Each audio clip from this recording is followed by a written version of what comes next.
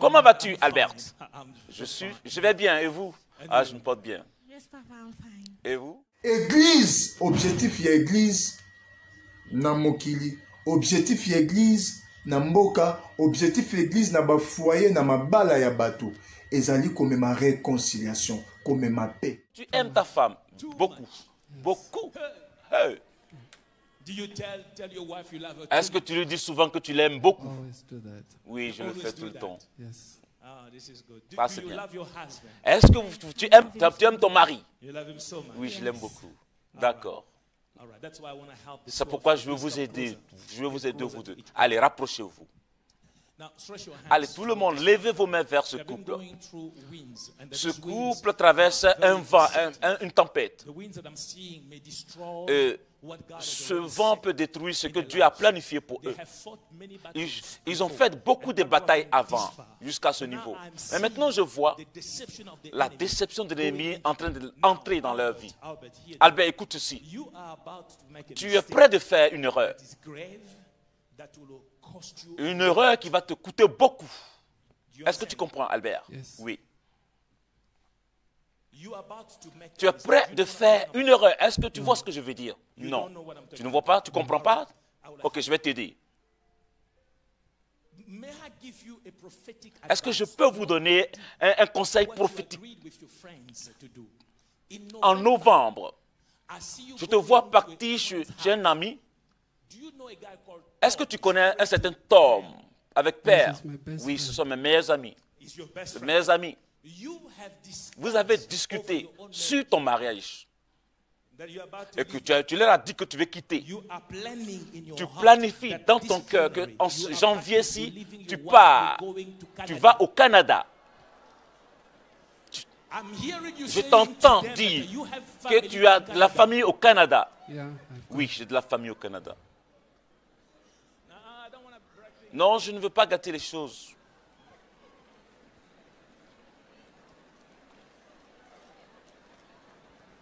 Papa, you are too much. Papa, tu es dangereux, tu es grave. Papa, tu es grave. Albert, comment vas-tu, toi? Oui, je vais bien. Ça va bien? Est-ce ta femme? Oui. Alors, vous fréquentez cette église-ci? Non. Non. Est-ce la première fois que tu viens? Est-ce que c'est aussi ta première fois? Je viens, mais pas tout le temps. De temps en temps, une fois. Mais tu es enfant de Dieu. Tu fréquentes une église. Pardon? Oui, je fréquente une église. Mais pas cette église. De mon côté, à Koki Kokabola, Onzamba Sangisi. C'est sa parole. Dans le mariage, il y a le haut, il y a le bas. Nyon seko komanakati, il y a libala. Par erreur, pire pire Koki Kokoma. Mais c'est dommage, il y a comme on a un ministère, un prophète, une prophétie. Ezo yapona ko pelisa moto, ezo yapona ko kabola. Vue et prospérité, très chers fidèles téléspectateurs et internautes, Nzambe Nangaya Pambola Bino. Bienvenue dans votre chaîne Biano Télévision. Et pendant qu'on a une émission d'analyse avec monsieur l'analyste, l'évangéliste, bienvenue Biano Mukwaya Wakaping encore une fois. Nzambe Nangaya Pambola Bino, Nzambe Nangaya Asala Bino Bolamo.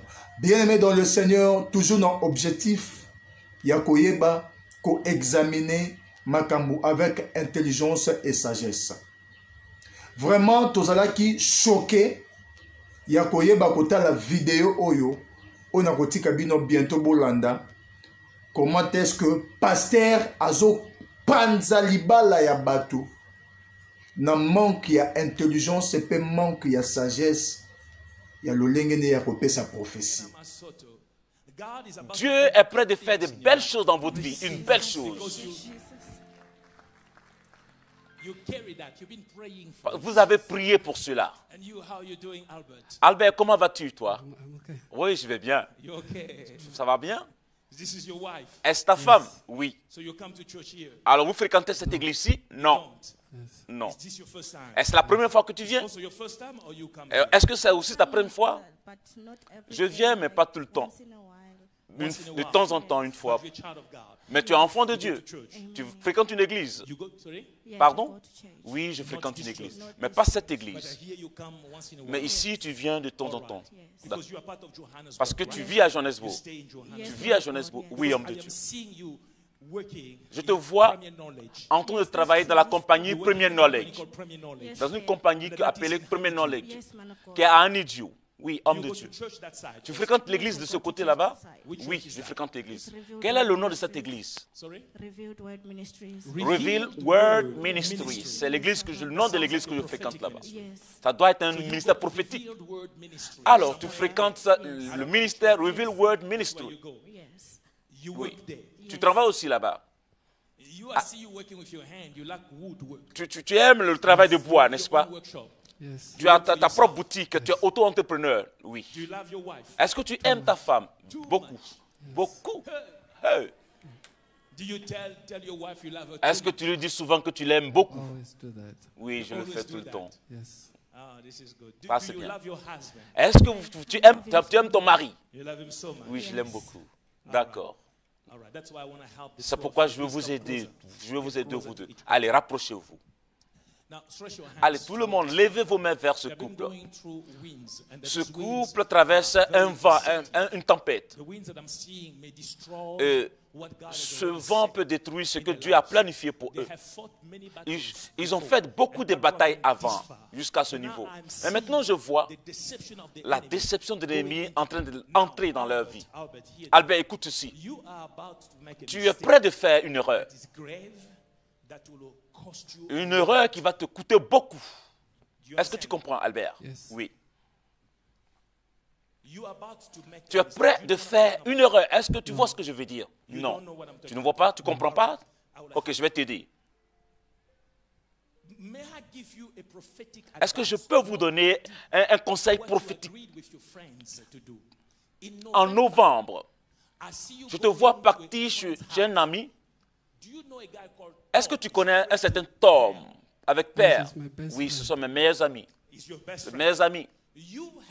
Vous avez discuté sur ton mariage.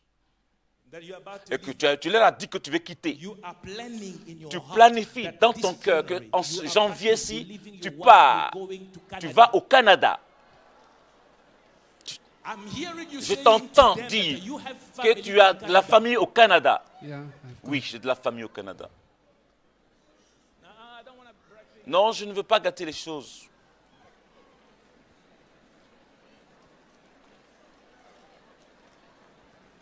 Papa, you are too much. Papa, tu es dangereux, tu es grave. Papa, tu es grave. Bien-aimé dans le Seigneur. Bible lobi na biso moto mon côté akoki kokabola o nzamba sangisi. C'est sa parole. Dans le mariage, il y a le haut, il y a le bas. Nyonso ko komanakati ya libala. Par erreur, pire pe koki kokoma. Alors, église, objectif y église na mokili, objectif y église na mboka, objectif église na ba foyer na mabala ya bato. Ezali comme ma réconciliation, comme ma paix. Mais c'est dommage, il y a comme on a un ministère, un prophète, une prophétie, ezoya pona ko pelisa moto, ezoya pona ko kabola. Réellement, c'est un ministère de Dieu. Réellement, c'est un ministre de Dieu. Réellement, c'est une prophétie de Dieu. Natikala komo na prophétie moko tezoya pone kabola. Nzambe na biso yende sagesse. La crainte de l'Éternel, c'est le commencement de la sagesse. Or, la sagesse, c'est la parole de Dieu. Or, la parole de Dieu, c'est lui-même Dieu. C'est-à-dire, yemoko aza sagesse. Pe ba onyo so ba bengami basalela ye, ba bengami bazala sage. Oyo nyonso babengami basalela nzambe, babengami bazala sage, babengami basalela nzambe avec sagesse. même ata mateya oyo toteyaka bato butu mpe na moi tokoteya yango te lokwa bazoba mateya il faut ezala transmis na sagesse. Lorsque Nzambe azopesa un message réellement ce qui message eza ya Nzambe, Nzambe ayebi ndenge ya kopesa pe sagesse ya ko transmettre message wala. Parce que par manque ya sagesse, par manque ya sagesse, ya message ya Jean-Baptiste, oyebi eza ba message mususu opesi yango etindiki bakato mutu. Eza ba message mususu opesi yango et sauver pe bato. La même prophétie oyo ekomema yo bakato mutu, eza même prophétie oyo ekoki ko sauver pe bato misusu. Vérité il faut ezalaka na sagesse po ekoma sous vérité ya malamu. Prophétie faisait la sagesse pour commencer prophétie à malam. Yango basala Nzambe na kosenga to priera na Nzambe apesa biso sagesse. Lorsque tout ça que se tenir devant bateau, to eba ko transmettre ba makambo avec sagesse. To eba ko transmettre ba prophétie ba message avec sagesse, c'est très important. Sinon, toko kimi sabatu. Sinon, toko pengu sabatu. Sinon, toko panzama bala batu. Sinon, toko tchabatu na barankine. Sinon, toko bomi sabatu.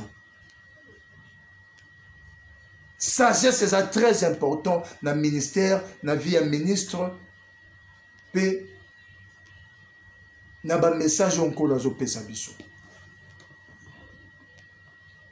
Tout le monde qui est dans la Bible. Lorsque David a bomi soldat na Iri, Nzambe a pesaki Nathan message. Mais abaki c'est là qui est dans sagesse, il y a qu'à transmettre un message on n'est pas à David. David obengaka à cette époque azalaki roi. Tobengeka David, mais histoire nazo beta ezalaki na époque où David azalaki roi en Israël. Azalaki le roi président de la République en Israël. Et prophète Nzambe Nzamba pesi un message pour akende ko transmettre yango et pas ya roi ya mboka. Mais message ya Nathan ya prophète Nathan pas ya David. Et Zoamaki malamu pe etindikaki David à se repentir parce que message naye, prophétie naye, ezaki accompagné na sagesse, ezaki transmis na sagesse. La même prophétie où ememaki David na repentance, c'était la même prophétie où ememaki pe Jean-Baptiste na liwa. Par manque ya sagesse. Prophétie ça lié na Liloba na Nzambe. Liloba na Nzambe c'est une parole de la réconciliation. Mais c'est dommage que mon a prophétie oyo ndeko oyo pasteur oyo Alpha Lukau azo pesa na couple ya batu to bengango prophétie to bengango spectacle to bengango théâtre de chez nous to bengango mensonge to bengango montage to bengango nini to bengango nini. Au lieu message même abatu na réconciliation et même abatu et panza.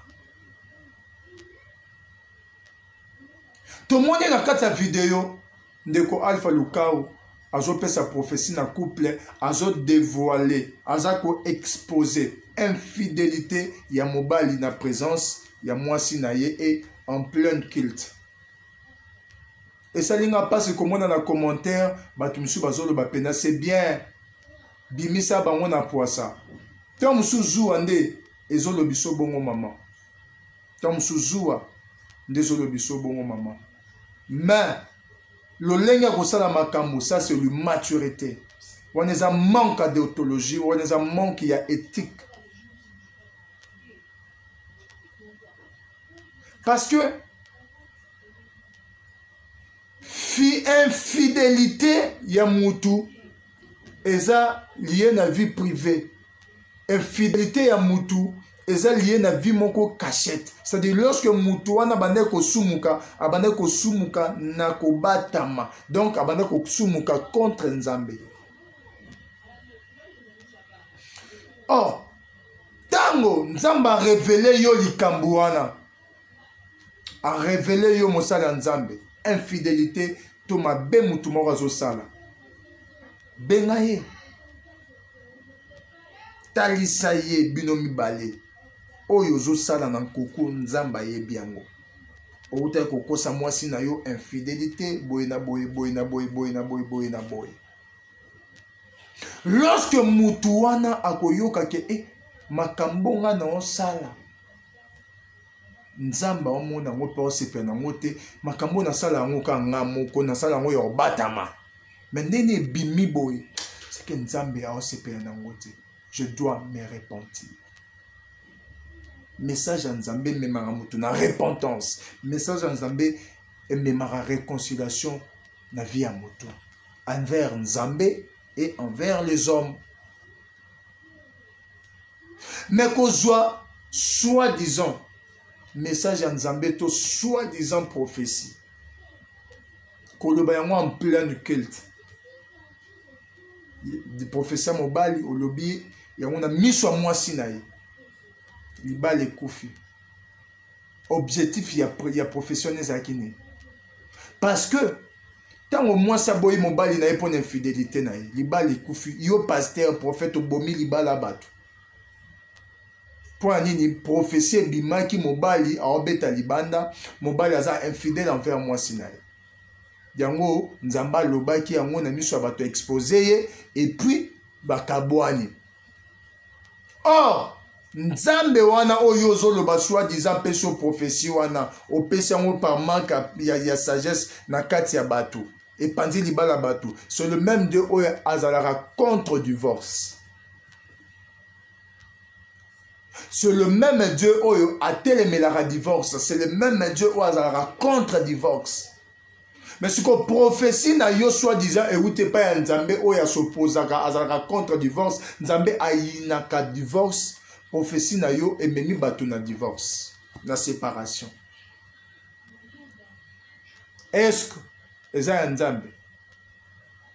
Prophétie wana emona eza ya Nzambe te tokosala ba analyse totale yango pena bien parce que prophétie ya Nzambe faut sagesse ezala, faut intelligence ezala. Likambo ezali vie ya mutu. C'est que dans l'église ya pasteur Luka ou c'est que batu nyonso soki basali mabe abana ko exposer bango ka bon na miso batu. Ben oui. Parce qu'un homme de Dieu c'est la personne qui est économe. Aibi ko bomba makambo.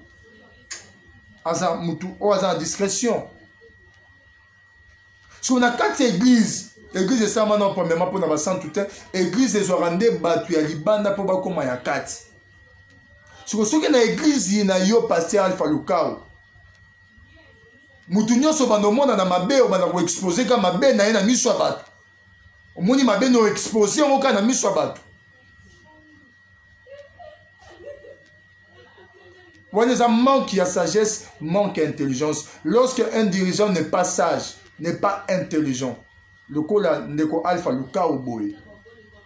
Et comme à occasion ya ko pengwa ya bandimi ebele. Et comme à occasion, il y a kopengwa, il y a bandimi ebele. Mais lorsque sagesse c'est ça, intelligence c'est ça. Avant il y a kozwa likambo muto exposé yango.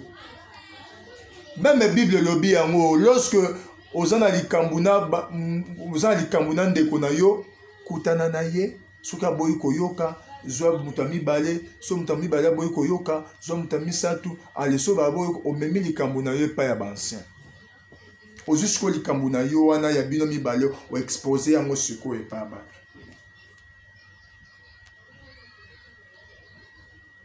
Mais on ko zoto mususu mabe ya ndeko soi-disant Nzamba taliso ko exposer on a mis sur bato boyi ya sageté.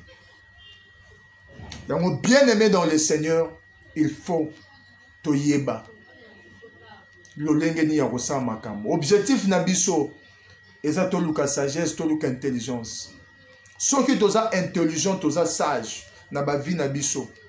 To changer bato ebele, to changer mokili, to changer makambo ebele.